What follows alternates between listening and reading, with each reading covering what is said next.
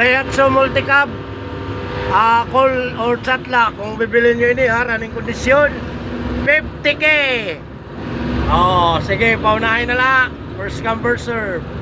At Balugan lokasyon, kompleto papel, original. Expired la issue, expired. Running kondisyon ini ha, adiman road test. Yung style kasi yung Daihatsu passenger type.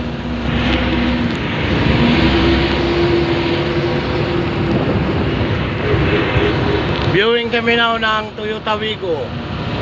So, Palo ang biyaya, Palo ulit boss? no. Okay, Toyota Wigo. Tawing, Palo ulit. Coming to Palo Leyte, trip to Palo Leyte.